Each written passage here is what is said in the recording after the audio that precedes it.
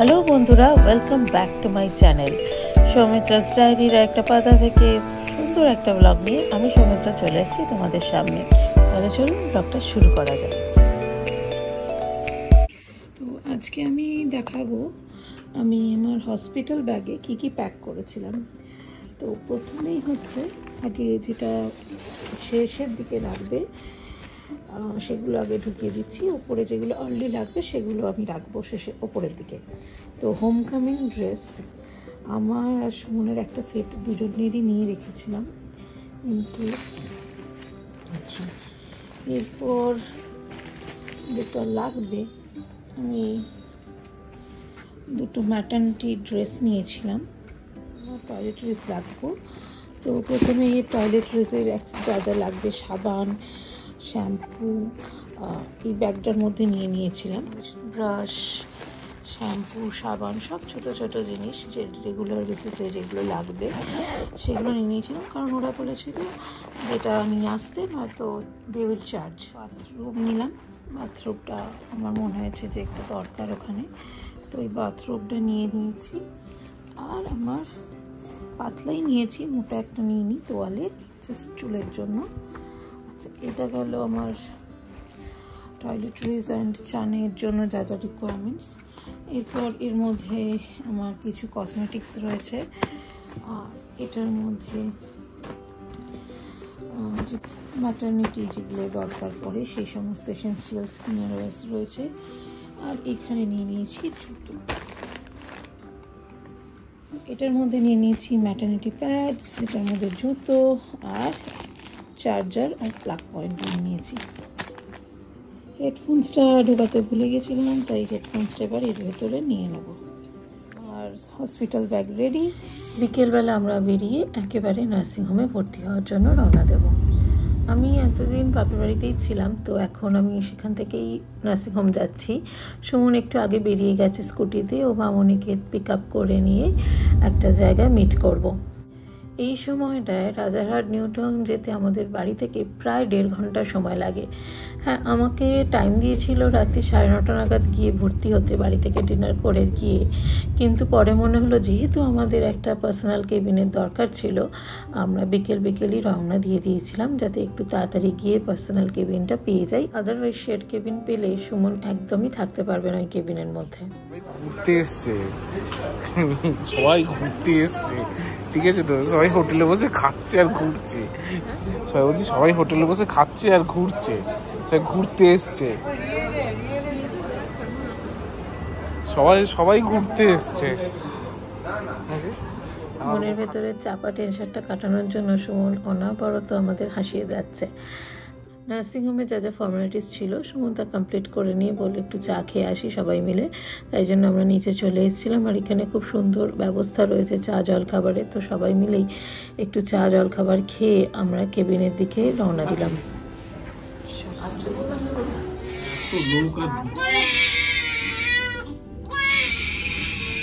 বেবিটা ভীষণ কাঁদছিল, ওকে মায়ের কাছে এখন নিয়ে যাচ্ছিল। দেখি মনে হলো 2 দিন পরে আমার বেবিটা ওরকম করে হয়তো কাঁদবে। আমরা এখন কেবিনে চলে এসেছি, চলুন আপনাদের একটু কেবিনটা দেখিয়ে দিই। এখানে সুন্দর বেডের ব্যবস্থা রয়েছে, আর এই সোফাটা রয়েছে যেটা আপাতত এখন সুমনের শোয়ার জায়গা। টিভিও রয়েছে। একটু পরে আমাকে গাউন দিয়ে গেল, আর সেই গাউনই পরতে হবে, অন্য কোনো জামা আমি এখন পরতে পারবো না। মনে হলো বেকার কেন হসপিটাল ব্যাগটা প্যাক করে আনলাম। ঠিক সময় আমাদের ডিনার দিয়ে গেছিলো। এখানটা একটু দেখার চেষ্টা করলাম, তারপরে দেখলাম যে না, জায়গাটা বড্ড নড়বড়ে, সুমন যখন খাবে তখনই দেখাবো। তো আমাকে ঠিক 12 ঘন্টা আগে খাবার খেয়ে নিতে বলেছিল। তো এই পার্সোনাল কেবিনে এই সুবিধাটাও রয়েছে যে থাকবে তার খাবার দাবারের কোনো অসুবিধা হবে না। তো সুমনকে কি খাবার দিয়েছে দেখে নিন। আর আমার জন্য তো বরাদ্দ ছিল স্যুপ আর পাউরুটি। আজকে ডিনার মেনুতে ছিল ভাত, রুটি, ডাল, একটা সবজির তরকারি আর ডিমের কারি। তো যাই হোক, মোটামুটি খারাপ নয় ব্যবস্থা। সুমনও খেয়ে দিয়ে ভালোই বলল। আমিও চটজলদি খেয়ে নিলাম। আমার জন্য চিকেন স্যুপ আর এই পাউরুটি রয়েছে। যেহেতু আমার সকালবেলাতেই অপারেশনটা হবে, তাই জন্য আমাকে হাতে চ্যানেলটা আজকেই সেট আপ করে দিয়েছিল। সত্যি কথা বলছি, চ্যানেল সেট আপ করার সময় এতটা লেগেছিল, আমি চোখে জল চলে এসেছিলো, আর ভাবতে পারিনি যে এতটা লাগবে। তবে যাই হোক, আজকের সকালটা ভীষণ এক্সাইটিং। মনের মধ্যে একটা চাপা টেনশন তো থাকবেই, একটা এত বড় অপারেশন হবে, আমার বেবিকে আজকে প্রথমবার দেখব। তো সুমন বেশ মজা, সে চা বিস্কুট খাচ্ছে, আমার তো কিছু খাওয়া বারণ, জল পর্যন্ত খাওয়া বারণ, তাই কোন স্যালাইন চলছে।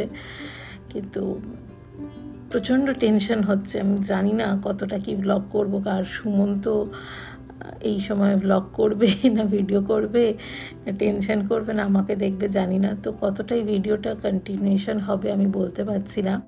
এখন মনে একটাই চিন্তা হচ্ছে, অপারেশন থিয়েটার থেকে বেরিয়ে যেন আমি সুস্থভাবে থাকি আর আমার বেবিটাকে খুব সুন্দরভাবে পৃথিবীতে আনতে পারি।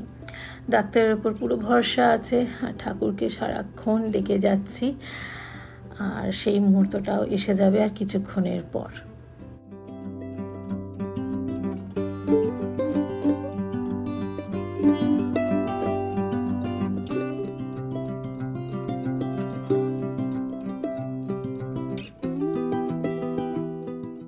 অপারেশন থিয়েটারে ঢুকে অ্যানাস্থেশিয়ার ভয়, পেট কাটার ভয় সব কিছু চলে গেছিলো যখন আমি প্রথম ওর কান্নার আওয়াজটা শুনি। জীবনে ওই মুহূর্তটা আমি কোনো দিনই ভুলবো না। কোনো মাই হয়তো ভুলতে পারে না তার বাচ্চার প্রথম কান্নার আওয়াজ। আমি ডক্টরকে বলেছিলাম এই মুহূর্তটা তুলে দিতে, তো ডক্টর আমাকে সেই মুহূর্তটা তুলে ধরে দিয়েছিলেন।